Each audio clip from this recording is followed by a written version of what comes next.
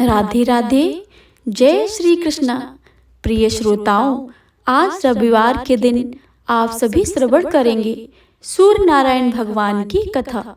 तो आप सभी से अनुरोध है कि इस कथा को पूरे भक्ति भाव और मन लगाकर पूरा अवश्य सुने और कमेंट बॉक्स में भगवान सूर्य नारायण की जय लिखना बिल्कुल भी मत भूलिएगा।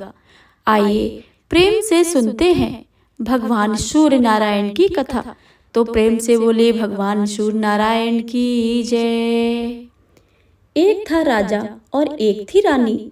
उनके पास सिपाही, घोड़े, दास दासियां, धन दौलत सब कुछ था। सिर्फ उन्हें संतान नहीं थी। इसी कारण राजा रानी बहुत दुखी रहते थे। संतान प्राप्ति के लिए उन्होंने हर तरह का दान धर्म, धार्मिक अनुष्ठान, जप मंत्र, व्रत पूजा पाठ किए, लेकिन कोई फायदा नहीं हुआ। अब राजा रानी दोनों ही बुढ़ापे की ओर बढ़ते गए। बुढ़ापे की ओर बढ़ते हुए तो क्या है कि दोनों गहन सोच में पड़ गए। अब हमारे इतने बड़े राज्य का क्या होगा और कौन बनेगा इस राज्य का वारिस, कौन लेगा प्रजा की जिम्मेदारी। राजा रानी दिन रात इसी चिंता में घुलने लगे। उन्होंने खाने पीने की सुध नहीं रहती थी। तो एक सुबह होता क्या है, राजा के दरबार में एक साधु आता है तो दासी रानी को इत्तला कर देती हैं। तब वह दासी से कहती हैं कि यह मेरा अंतिम दान धर्म है, इसके बाद मैं अपने हाथों से कोई दान नहीं करूंगी।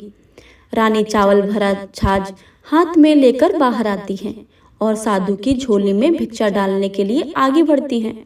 तो उसके चेहरे पर छाई उद्विग्नता साधु की दृष्टि में आ जाती है। वह उनसे पूछते हैं, रानी साहिबा क्या हुआ है, आप क्यों इतनी उदास हैं। तभी रानी साधु को सारी हकीकत बताती हैं और सिसकने लगती हैं। उस पर वह साधु कुछ पल भर गंभीर हो जाते हैं और कहते हैं, चिंता मत करना रानी साहिबा, आपकी संतान की इच्छा पूरी हो जाएगी। आपकी कोख से एक पुत्र जन्म लेगा। मात्र वह 14 साल तक ही आप लोगों को मिलेगा। इसके आगे वह इस मृतलोक में नहीं रह पाएगा। इससे बढ़कर आपको कुछ देना मेरे लिए संभव नहीं है। अपनी पूरी बात करते हुए अपनी झोली में हाथ डाला, थोड़ी सी भभूत निकाल कर रानी को दे दी और कहा कि आप और महाराज दोनों इसे बांटकर ग्रहण करना, तुम्हें जल्द ही पुत्र की प्राप्ति होगी। इतना कहकर साधु अपनी राह चला गया। उसके जाने के बाद रानी सोचने लगी, 14 साल तो 14 साल ही हैं, उतने समय के लिए हमें पुत्र मिलेगा, यही काफी है। उतने साल तक मैं उसे जी जान से बड़ा ही प्यार करूंगी, उसे ढेर सारा लाड़ दुलार करूंगी, अपनी संतान की मुराद पूरी करूंगी। उस रात अपना सारा राजकाज खत्म करके राजा जब रानी के महल में गए तो रानी ने क्या किया कि राजा को सारी बातें और साधु की दी हुई भभूत राजा को दिखाकर बोली, साधु महाराज ने यह भभूत हम दोनों को ग्रहण करने के लिए कहा है। राजा बोले, इतना दान धर्म किया है, जब तब किया है, कोई फल नहीं मिला है। अब इस भभूत से हमें संतान प्राप्त होगी क्या। उस पर रानी बोली, जब इतना सब कुछ किया है तो यह भी सही। काम ख्वाह होकर उस साधु के क्रोध को क्यों बुलवा दें। राजा को अब किसी पर विश्वास नहीं था, लेकिन पत्नी को दुखी ना पहुंचे इसलिए वह राजी हो गए। राजा राजी हो गए तो क्या होता है कि राजा रानी दोनों नहाते धोते फिर अपने भगवान का नाम स्मरण करते हैं, अपने पुरखों को स्मरण करते हैं और उस साधु महाराज का नाम स्मरण करके वह भभूत बांटकर दोनों खाते हैं। उसके बाद दोनों निश्चिंत होकर सो जाते हैं। तो कुछ दिन गुजर जाते हैं और साधु द्वारा कहे अनुसार रानी गर्भवती हो जाती है। उस पर राजा रानी दोनों की खुशियों में गगन नहीं समाते। राजा रानी से बोले, महारानी सचमुच साधु महाराज की कृपा हो गई है। तो 9 महीने 9 दिन और 9 घंटे पूरे होकर रानी ने एक सुंदर गोरे चिट्टे पुत्र को जन्म दिया। राजा ने बड़ी धूमधाम से पुत्र का नामकरण किया। सारे राज्य में 8 दिन तक अन्न सप्त पर रखा गया, उत्सव मनाया गया। अब कुपुत्र की कुंडली देखने के लिए राज्य के सबसे विद्वान पंडित जी को बुलाया। तो कुंडली देखकर पंडित जी बड़े ही चिंतित हो गए। कहने लगे, महाराज हमारा राजपुत्र सिर्फ 14 वर्ष तक के लिए हमारे पास रहेगा। राजा को इस बात की भनक भी थी। रानी को भी साधु महाराज की बात याद थी। दोनों चुप रह जाते हैं। उसके बाद राजा और रानी बड़े लाड प्यार से बेटे की परवरिश करते हैं। उसकी हर ख्वाहिश को पूरा करते हैं। थोड़े समय के लिए ही सही, भगवान ने संतान की अपनी मुराद पूरी कर दी है। इससे वे समाधान मानते हैं। राजपुत्र दिन ही दिन बड़ा होता गया। वह जब 7 साल का हो जाता है तो राजा एक अच्छे गुरु की नियुक्ति करके उसे पढ़ाई लिखाई, राजशास्त्र, शस्त्र विद्या, घुड़सवारी इत्यादि 12 विद्याओं का शिक्षण देते हैं। जब वह सब शस्त्र विद्या में पारंगत हो जाता है और 12 साल की उम्र का हो जाता है, तब एक अच्छी सी राजकन्या खोजकर उसकी शादी कर देते हैं। तो 2 साल और बीत जाते हैं। बेटा 14 साल का हो जाता है। एक दिन राजपुत्र राजा से बोलता है, पिताजी, मैं अपना सारा राज्य घूमकर देखना चाहता हूँ। आज तक मैंने सिर्फ इस रजवाड़े के अतिरिक्त कुछ नहीं देखा है। बेटे की बात सुनकर राजा चिंतित हो जाता है, क्योंकि पुत्र का 14वां वर्ष शुरू हो जाता है। अब कोई अनहोनी होने का वक्त नजदीक आ पहुंचा था, लेकिन राजा ये बातें पुत्र को नहीं बता सकता था। वह क्या करता कि चेहरे पर खुशी लाकर बेटे से कहता, हाँ हाँ जरूर जाओ बेटा, तुम अपना सारा राज्य घूम कर देखना चाहिए। कहाँ क्या है यह सब जानना चाहिए। कल मेरे बाद तुम्ही को तो राजा बनना है। मात्र एक बात ध्यान को रखें कि तुम जहाँ भी रहो, क्या कर रहे हो, यह बात अपनी पत्नी को नहीं बताना। पुत्र कहता है, ठीक है पिताजी, आपने जो कहा है मैं वैसा अवश्य करूँगा। तो होता क्या है कि राजपुत्र दिन भर अपनी पत्नी के साथ मौज मस्ती करता है, खुशियां मनाता है और रात को ठीक 12 बजे बिस्तर से उठकर बाहर चला जाता है। फिर पौ फटने से पहले वापस अपने महल में आकर सो जाता है। ऐसे बहुत दिनों तक चलता रहा। वह पुत्र को 14वां साल खत्म होने में कुछ ही दिन बाकी रहते हैं। इतने में क्या होता है कि उसकी पत्नी यानी छोटी रानी रात में जाग जाती है। वह देखती है कि बिस्तर पर राजपुत्र है ही नहीं। वह चुप से महल में जाकर सब कुछ जगह देखती है, तो राजपुत्र कहीं भी नजर नहीं आता। तो वह क्या करेगी, किससे कहेगी? वह चुपचाप रहती है। फिर भोर होने पर वह देखती है कि उसका पति अपनी जगह पर सोया हुआ है। वह पति के से कुछ नहीं पूछती है, लेकिन दूसरी रात भी वैसा ही होता है। तीसरी रात और चौथी रात, ऐसे बहुत दिनों तक दिन चलते रहे। रानी बहुत ही चिंतित हो जाती थी कि पति रात को जाता कहाँ है, किससे मिलने जाता है। उसके मन में ढेर सारे सवाल उठते हैं, लेकिन उसे पूछने से डर लगता था। शायद पति गुस्सा होकर बैठे। सास ससुर से पूछने के बारे में सोचा तो उसकी कुल मर्यादा में बीच में आ जाती थी। तो इस तरह मन ही मन वह कुढ़ती रहती थी। इस हालत में उसे खाने पीने में दिलचस्पी नहीं होती थी। वह दिन पर दिन दुबली और पतली हो जा रही थी। तो उस राज्य में फूल बेचने वाले की एक बूढ़ी मालिन थी। वह हमेशा छोटी रानी को फूल देने उसके महल में आती थी। उस बुढ़िया का ध्यान छोटी रानी पर जाता है, तो वह पूछती है कि बेटी, तुम किस बात का दुख है? तुम इस तरह सूख कर कांटा क्यों बन रही हो? उस पर रानी कहती है, क्या बताऊं तुम्हें अम्मा, तुम्हारा राजपुत्र हर रात बिस्तर पर उठकर कहीं चला जाता है और सुबह भोर होते ही वापस आकर सोता है। वह कहाँ जाता है? प्रेमिका से मिलने जाता है क्या? क्या सोच सोच कर मैं अन्न जल ग्रहण नहीं कर पाती हूँ और सूख सूख कर इस तरह से कांटा बन गई हूँ। बुढ़िया सब बातें सुनकर उसे एक उपाय बताती है, तो बेटी ऐसा करना, आज रात तुम सोना मत, उसके पीछे पीछे जाकर देखना कि वह कहाँ जाता है, क्या करता है, उसकी अच्छी तरह से पहरेदारी करना। पर मुझे नींद आ गई तो? तुम्हें नींद ना आए इसलिए एक काम करना, अपने बाएं हाथ की उंगली में एक जख्म करना, उस पर थोड़ी सी मिर्ची छिड़कना। उससे तुम्हें बड़ी जलन होगी और उस पीड़ा में तुम्हें रात भर नींद नहीं आएगी। रानी बुढ़िया के कहे अनुसार करती है। उंगली की जलन से उसे थोड़ी देर तक नींद नहीं आती, लेकिन बाद में वह सो जाती है। दूसरे दिन सब बुढ़िया फूल लेकर उसके महल में पहुंचती है और पूछती है, क्या हुआ बेटी, देख पाई कि पति कहाँ जाता है? रानी कहती है कि नहीं अम्मा, पहले कुछ समय जलन पड़ने के कारण मुझे नींद नहीं आई, पर कुछ देर पश्चात मैं सो गई। बुढ़िया कहती है कोई बात नहीं, आज तुम उंगली पर पहले से थोड़ा बड़ा जख्म करना और ज्यादा मिर्च लगाना। तो वो रानी वैसा ही करती है, परंतु वह सिर पति के बिस्तर से उठकर बाहर निकलते वक्त जग पाई। वह उसके पीछे नहीं जा सकी क्योंकि उसकी आंखें उस समय तक मूंद गई थी। दूसरे दिन सुबह बुढ़िया आती है तो उसने पूछने से पहले ही रानी रोकर कहती है, अम्मा, मैं आज भी उनके पहरेदारी ठीक से नहीं कर पाई। बुढ़िया कहती है, रोना नहीं बेटी, सब कुछ ठीक हो जाएगा। तुम आज रात जख्म और बड़ा करना और उस पर ज्यादा मिर्च छिड़कना, और एक काम करना बेटी, जब वह जाने के लिए निकलता है तो उसका रास्ता रोकना। बुढ़िया ने जैसा बताया रानी ने वैसा ही करती है। आज रात उसे नींद नहीं आती है। पति रात 12 बजे बिस्तर से उठकर जब महल से निकलने के लिए चलने लगता है तो वह बुढ़िया ने जैसा बताया वैसा ही करती है।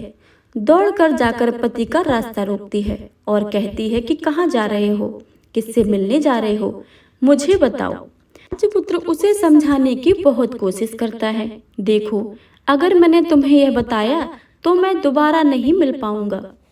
कोई बात नहीं, नहीं मिल पाओ, लेकिन आप रात में कहाँ जाते हो वह सब मुझे पहले बता दीजिए। राजपुत्र निरुपाय हो जाता है। पत्नी की जिद के आगे उसकी एक नहीं चल पाती है। ठीक उसी प्रकार उसी समय उसका 14वां साल खत्म होकर 15वां साल लगने वाला था। जो होता है वह जाने दो, वह सोचता है और कुछ चावल मंत्रों में सिद्ध करके पत्नी को देकर कहता है, इन चावलों के दानों को दोनों हाथों की मुट्ठी में पकड़ना। पहले दाएं हाथ में पकड़े चावल मेरे ऊपर फेंकना। मैं कौन हूँ तुम्हें पता चल जाएगा। बाद में बाएं हाथ में पकड़े चावल मेरे ऊपर फेंकना। मैं जैसा था तुम्हें मिल जाऊंगा। लेकिन यदि तुम बाएं हाथ के चावल मेरे ऊपर फेंकना भूल गई तो मैं तुम्हें कभी नहीं मिल पाऊंगा। नहीं भूलूंगी, रानी में बड़े आत्मविश्वास के साथ कहकर दाएं हाथ के पकड़े चावल पति के ऊपर फेंक देती है तो राजपुत्र एकदम एक विशाल घोड़ा बन जाता है। एकदम उम्दा, सफेद, गर्दन पर लंबी आयाल देखते देखते वह तेजी से दौड़ने लगता है। रानी उस समय घोड़े को एकदम भौचक्की होकर देखने लगती हैं और पति ने बाएं हाथ के चावल फेंकने की जो बात कही थी वह भूल जाती हैं। उसकी आंखों के सामने घोड़ा महल के बाहर निकल कर जाता है।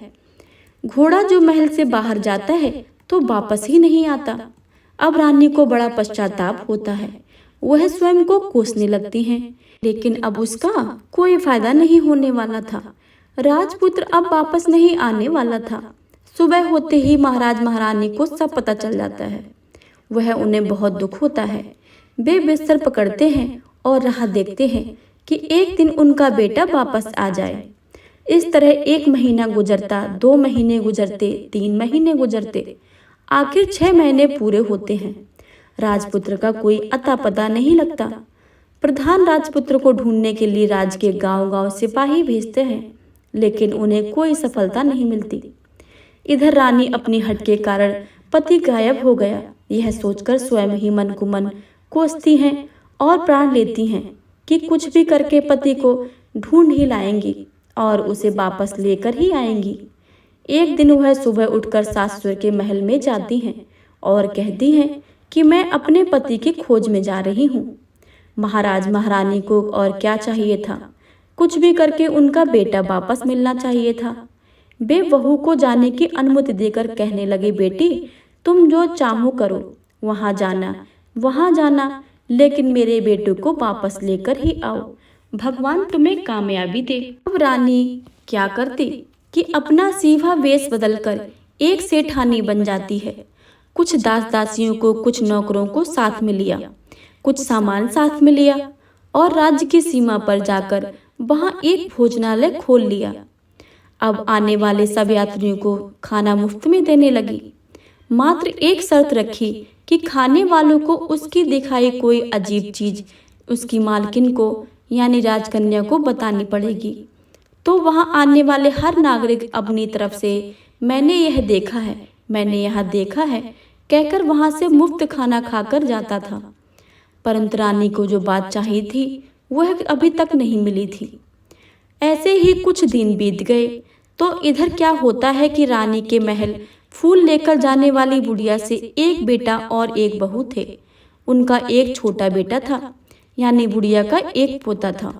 तो बेटा और बहू सुबह शाम काम के लिए निकलते थे, तो पोते को संभालने की जिम्मेदारी बुढ़िया की ही रहती थी। बुढ़िया दिन भर पोते को संभालती थी। एक दिन क्या होता है कि बुढ़िया को पान खाने की आदत थी, तो पान लगाने के लिए चूना चाहिए था। उसे तैयार करने के लिए सीपियाँ लेकर आई। इन सीपियाँ भूनने के लिए गोबर के कंडे चाहिए थे। कंडे इकट्ठा करने के लिए वह बांस की टोकरी लेकर चरवाहे के मैदान में गई। वहाँ बहुत सारे कंडे थे। उन्हें जमा करते करते उसे घर आने में अंधेरा हो गया। इस ओर शाम होते होते ही काम से वापस बेटा बहू घर पहुँचे तो देखा कि बच्चा घर पर अकेला है और रो रहा है।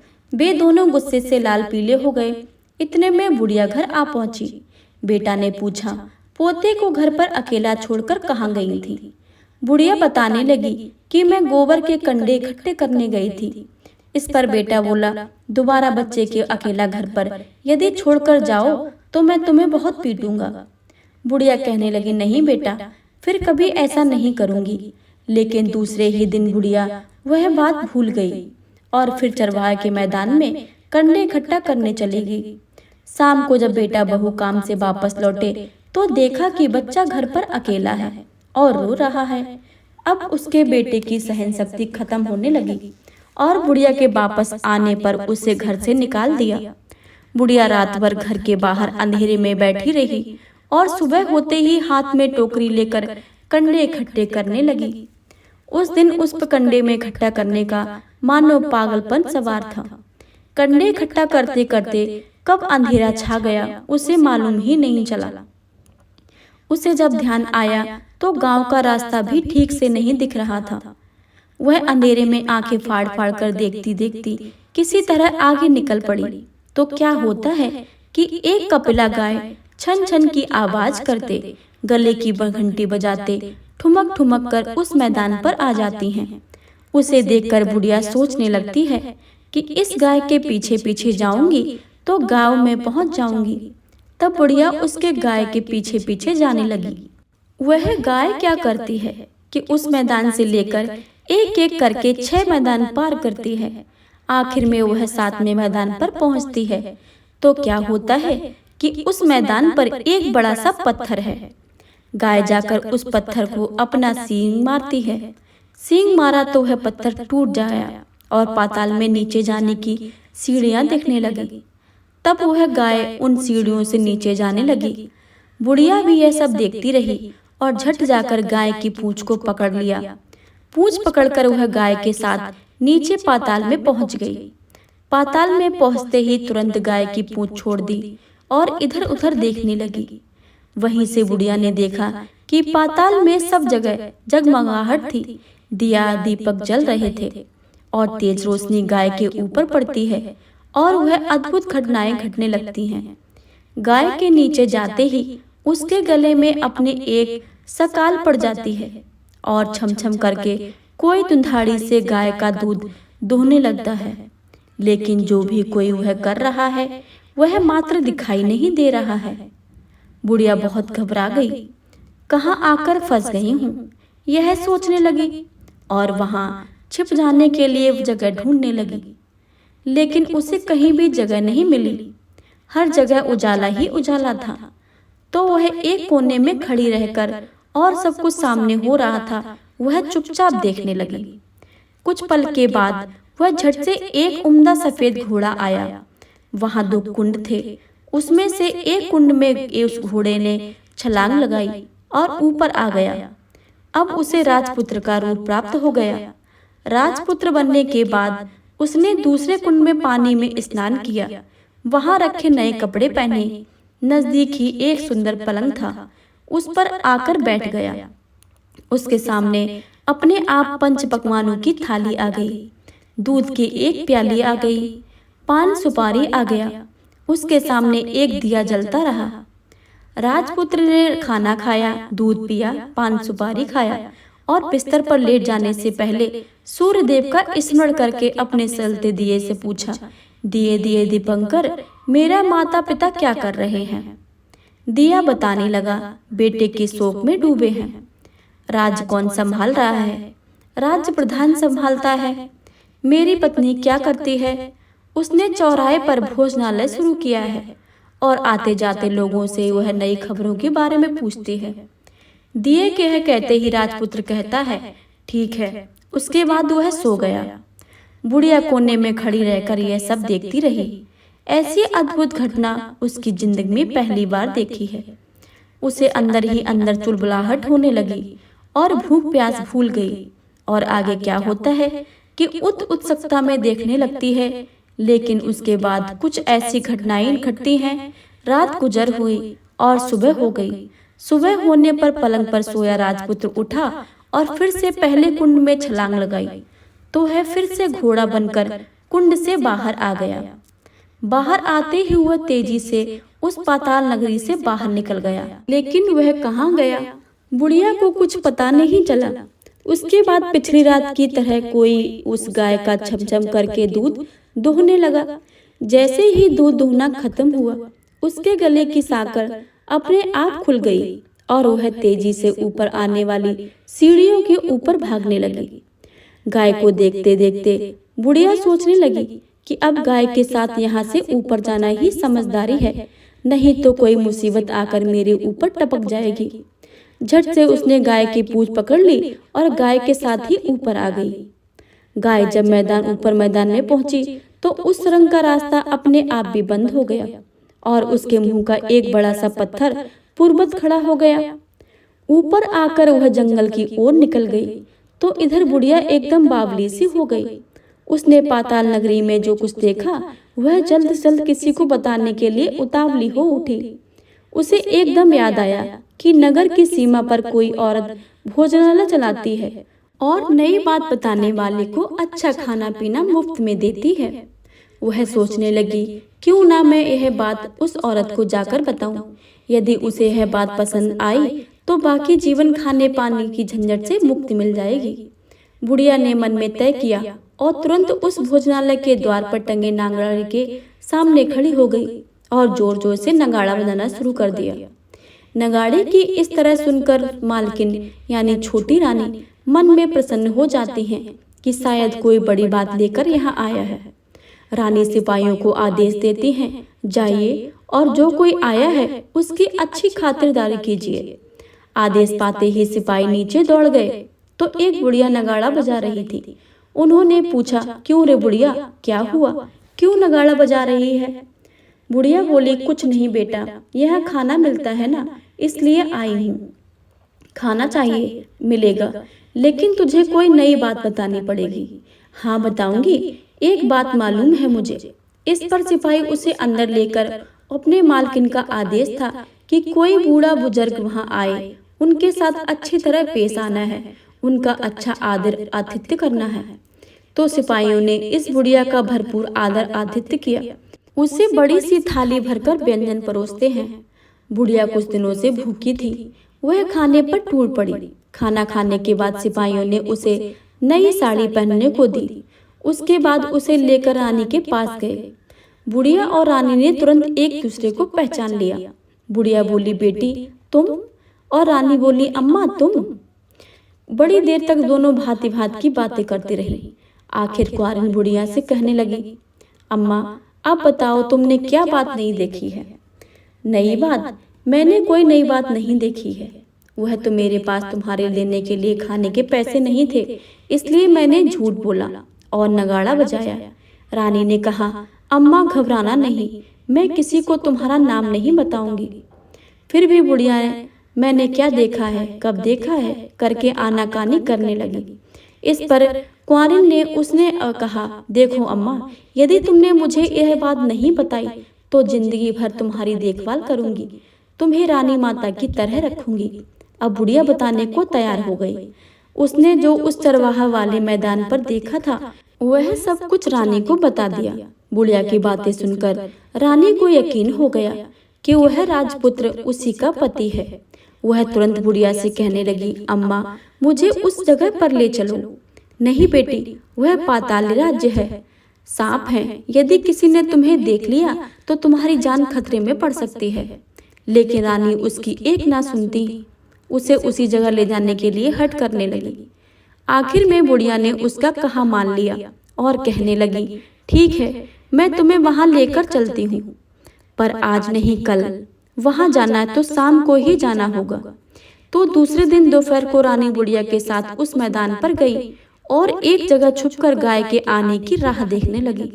दिन ढलते ही अंधेरा घिरने लगा और गाय हमेशा की तरह वहां आ गई। मैदान के उस कोने से जाकर उसने पत्थर पर सींग मारा तो झट से पत्थर हटकर वहां सुरंग में जाने का रास्ता खुल गया। गाय उसे रास्ता से नीचे उतरने लगी तो बुढ़िया रानी से कहती है, जल्दी जल्दी आगे बढ़ो बिटिया, हम गाय की पूंछ पकड़कर नीचे उतरेंगे।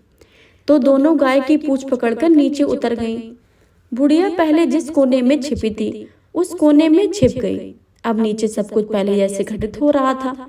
गाय के गले में अपने आप साकड़ पड़ गई और अदृश्य रूप में उसका दूध दूहने लगा। एक सफेद उम्दा घोड़े ने आकर एक कुंड में छलांग लगाई तो राजपुत्र के रूप में ऊपर आया। वह राजपुत्र दूसरे कुंड में नहाने लगा। बाद में उसके सामने खाने की थाली आ गई, दूध की प्याली आ गई, पान बीड़ा भी आ गया।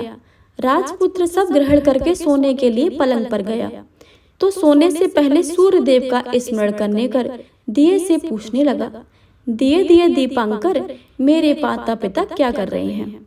तो दिया कुछ जवाब नहीं देता, बल्कि वह बुझने लगता है। तब राजपुत्र का कुछ अघटित हुआ, इसका संदेह हुआ। वह उदास हो गया और जो कुछ हुआ है वह जाने दो, ऐसा सोचकर सोने के लिए बिस्तर पर लेट गया। अब रानी का संयम छूट गया। वह दौड़कर पति के पास गई और उसके पैर पकड़ने के लिए आगे बढ़ने लगी। राजपुत्र तुरंत ही पत्नी को पहचान गया। वह झट से पीछे हट गया और चिल्लाने लगा, नहीं नहीं, मुझे मत छूना, सर्वनाश हो जाएगा। रानी दोनों हाथ जोड़कर पति से अपनी भूल स्वीकार करने लगी। स्वामी, मुझसे भूल हो गई है। मुझे आपसे नहीं पूछना चाहिए था कि आप रात को कहाँ जाते हो। मैं अपनी भूल स्वीकार करती हूँ। मुझे मेरी भूल की सजा मिल गई है। अब आप घर चलें। आपके वियोग में आपके माता पिता ने बिस्तर पकड़ लिया है। आपकी प्रजा भी बहुत दुखी है। उस पर राजपुत्र कहने लगा, वही तो, एक बार तुम गलती कर बैठी हो, अब दोबारा मत करना, नहीं तो अब मैं जो तुम्हें दिख रहा हूँ वो भी नहीं दिखूंगा। रानी अब विलाप करने लगी, जोर जोर से जमीन पर सिर पटकने लगी। राजपुत्र के मन में उसके प्रति दया उत्पन्न हो गई। वह उससे कहने लगा, यदि तुम मुझे पाना चाहती हो तो तुम एक काम करना पड़ेगा। काम कठिन है, लेकिन तुम अकेले करना होगा। कहो स्वामी, कितना भी कठिन काम हो मैं वह पूर्ण करूंगी, रानी कहने लगी। इस पर राजपुत्र ने उसे बताया कि इस पाताल से ऊपर जाते ही एक घना जंगल नजर आएगा। ऐसे 6 जंगल पार करने के पश्चात 7वां जंगल मिलेगा। वह जंगल सबसे घना है। उस जंगल के बीचों बीच एक पीपल का पेड़ है। उसके आसपास की जगह पत्ते, फंदे, जटाएं, कांटे इत्यादि से ढक चुकी हैं। वहां बाघ, शेर, सांप, भालू सभी धमा चौकड़ी में बैठते हैं। तुम्हें उन सब को भगाकर वह जगह साफ करनी होगी। उसकी गोबर से लिपाई पुताई और उसको पवित्र बनाना होगा। रंगोली से सजाना होगा। उसके बाद वहां धूप, कपूर, अगरबत्ती जलानी होगी। फूल कुमकुम से पेड़ के तनों की पूजा करनी होगी। दूध दही से बने चावल का भोग चढ़ाना होगा। ये सब तुम्हें दोपहर को 12 बजे के बाद पहले ही करना पड़ेगा। 12 बजने के समय तुम्हें उस जगह पर बैठकर सूर्य भगवान का ध्यान करना। ठीक 12 बजे सूर्य भगवान का रथ वहां उतरेगा। वे सब वहां देखकर खुश हो जाएंगे और कहेंगे कि जिस किसी ने यह सब किया है उसे मैं मन चाहा फल दूंगा। तो तुम सामने जाकर उनके रथ के दाहिना घोड़ा मांगना, मैं तुम्हें मिल जाऊंगा। इतनी बात कहकर राजपुत्र अपने पलंग पर सो गया और छोटी रानी भोर होने की राह देखने लगी। भोर होते ही वह बुढ़िया के साथ गाय की पूंछ पकड़कर ऊपर आ गई ऊपर आने के बाद वह बुढ़िया से कहने लगी, अम्मा अब मैं अकेली ही आगे जाऊंगी, तुम भोजनालय वापस जाओ। वह जंगल में जाकर राजपुत्र की बताई जगह ढूंढने लगी और स्वयं आरी से वह सब साफ करने लगी। बाद में राजपुत्र ने जैसे बताया वैसी लिपाई पुताई करके वापस आ गई। दूसरे दिन पौ फटने से पहले उठी और जंगल में उस जगह पहुंची। वहां जाकर इत्र गुलाब का पानी छिड़क कर वह जगह सुगंधित की, धूप अगरबत्ती जलाकर उसे पवित्र किया और पूजा की सब सामग्री वहां तैयार रखकर सूर्य भगवान का ध्यान करने बैठ गई। जैसे ही पति ने बताया कि दोपहर को ठीक 12 बजे सूर्य भगवान का रथ उस पीपल के पेड़ पर आकर रुकेगा। सूर्य भगवान ने जब रथ से नीचे देखा तो सुगंधित वातावरण देखकर वे बहुत प्रसन्न हो गए। फिर वे बोले, जिस किसी ने यह काम किया है यह आकर मुझसे कोई वरदान मांग ले और मैं उसे दे दूंगा। रानी ने जब यह शब्द सुनते ही वह तो बिना समय गवाए दौड़कर उनके सामने आ गई और उनको साष्टांग नमस्कार करके बोली, भगवान वह मैं वही हूँ, मैंने ही इस जगह को साफ किया है। अच्छा तो तुम जो चाहिए वह मांगो। भगवान मुझे आपके रथ का दाहिना घोड़ा चाहिए। सूर्य भगवान बोले, नहीं नहीं, मैं तुम्हें कुछ और भी दे सकता हूँ, लेकिन यह घोड़ा नहीं दे सकता।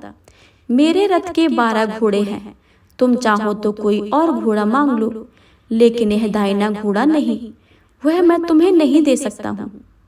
छोटी रानी ने एक नहीं सुनी, वह सूर्यदेव से एक बात कह रही थी, वही दाहिना घोड़ा दे दीजिए, नहीं तो मैं आपके पैरों में गिरकर अपनी जान दे दूंगी। सूर्यदेव धर्म संकट में पड़ गए। उन्होंने वचन दे दिया था, अब अपने वचन से पलट गए तो नहीं हो सकते थे। ठीक है, दिया तुम्हें घोड़ा, सूर्यदेव ने कहा। फिर एक बात और भी कही, देखो मैंने तुम्हें घोड़ा तो दिया है, लेकिन वह तुम्हें यहाँ नहीं मिलेगा, तुम्हें उसे पाताल में जाकर ही लाना होगा। रानी बोली, पाताल में? मैं क्या भगवान, मैं उन्हें पाने के लिए कहीं भी जा सकती हूँ। रानी को वचन सुनकर सूर्यदेव अपने मार्ग में चले गए और इधर रानी जंगल से अपने भोजनालय में आ गई। फिर वह बुढ़िया को लेकर उस मैदान पर आ गई। जल्दी ही शाम हो गई। शाम होते ही वहां एक गाय आई। उसने सींग मारकर तुरंत सुरंग को बना दिया और नीचे उतरने लगी। रानी और बुढ़िया जल्दी जल्दी उसके पूंछ पकड़कर नीचे उतर आई। नीचे पाताल में सब घटनाएं पहले की तरह घटने लगी। घोड़े का एक कुंड में नहाकर राजपुत्र बन जाना, नहा धोकर पलंग पर बैठ जाना, तो उसने थाली खाने की, दूध की प्याली आना, पान बीड़ा आना। लेकिन आज एक बात नहीं घटी। आज 2 थाली, 2 दूध की प्याली, 2 पान के बीड़े उसके सामने आए। वह कुछ नहीं बोला। उसने हिस्से की थाली खाकर, दूध पीकर और पान बीड़ा चबाकर वह सोने चला और हमेशा की तरह दिए से पूछने लगा, दिए दीपांकर, मेरे माता पिता क्या करते हैं? दिया ने बताया, वे दोनों बहुत शोक से मरने की स्थिति में पहुंच गए हैं। ऐसा झट से उसकी आंखों से आंसू टपकने लगे। फिर वह पूछने लगा, दिए दीपांकर, मेरा राज्य कौन चला रहा है? तुम्हारा राज्य प्रधान चला रहा है और सब कुछ हड़प चुका है। वह प्रजा पर बहुत अत्याचार कर रहा है। सुनकर राजपुत्र को बहुत गुस्सा आया। वह गुस्से से अपने मुट्ठी भींचने लगा। वह पूछने लगा, दिए दीपांकर, मेरी पत्नी क्या कर रही है? अब दिया कुछ नहीं बोला, चुप रहा। अब रानी का संयम जवाब दे गया। वह दौड़कर पति के गले लग गई। अब मैं तुम्हें मिल गई हूँ, राजपुत्र कहने लगा। सच कहते हो? आप फिर से सा घोड़ा तो नहीं बन जाओगे? नहीं, दोबारा घोड़ा नहीं बनूंगा। मैं तुम्हें जो इतने सारे संकट कष्ट उठाए हैं मुझे पाने के लिए, इसलिए सूर्यदेव ने मुझे सदा के लिए घोड़े के जन्म से मुक्त कर दिया। राजपुत्र ने बड़े प्यार से कहा और उसे गले लगाया। उसके पोछे आंसू पोछे और कुछ देर के पश्चात भोर हो गई तो गाय की श्रृंखला टूटकर उसे ऊपर भूलोक जाने लगी। रानी, राजपुत्र और बुढ़िया उसके पूंछ पकड़कर ऊपर आ गए। ऊपर आने पर वे सीधे भोजनालय में पहुंचे। वहां का सारा सामान लोगों में बांट दिया और उसका ताला लगाकर अपने राज्य में लौट गए। राजपुत्र वापस आता और उसके तेवर देखकर प्रधान घबरा गया। राजपुत्र ने उसे बंदी बनाकर कैद खाने में डाल दिया और राज्य का बागडोर अपने हाथों में ले ली। उसके बाद वह अपने माता पिता को मिलने और उनके महल गया। तब राजपुत्र को क्या दिखता है कि उसके माता पिता उसके शोक में अस्थिर पंजर बन गए हैं। पुत्र को वापस आया देखकर मरणासन राजा रानी की आंखों से आंसू टपक टपक बहने लगे। इन दोनों ने पुत्र को गले लगाया, उसे प्यार से सहलाया। इतना होने के बाद उनके सेहत से एकदम सुधार आने लगा। वे अब बिस्तर से उठकर बैठ गए, पुत्र को आशीष देने लगे। राजपुत्र के आने की खबर तुरंत राज्य में फैल गई। प्रजा खुशी से फूली नहीं समाई। प्रजाजन राजमहल के सामने इकट्ठे हो गए। राजपुत्र ने भी उन्हें दर्शन दिए और आज से उन्हें कोई दुख नहीं पहुंचाएगा, ऐसा वचन दिया। अब राजा अपने पुत्र का राज्याभिषेक करके उसे सिंहासन पर बिठाता है और बहू को महारानी का दर्जा देता है और स्वयं अपनी पत्नी के साथ ईश्वर स्मरण के लिए खुशी खुशी दिन बिताता है। महाराज बना राजपुत्र अच्छी तरह से राज चलाने लगा और अपनी पत्नी के साथ सुख और शांति से जीवन बिताने लगा। उस बुढ़िया को रानी ने अपने ही पास रख लिया, उसकी अच्छी तरह से देखभाल करने लगी। बुढ़िया और उसके बुढ़ापे के दिन खुशी से गुजर गए। तो हे सूर्यदेव महाराज, आपकी इस कथा को पढ़ने वाले, सुनने वाले तथा हुंकार भरने वाले सब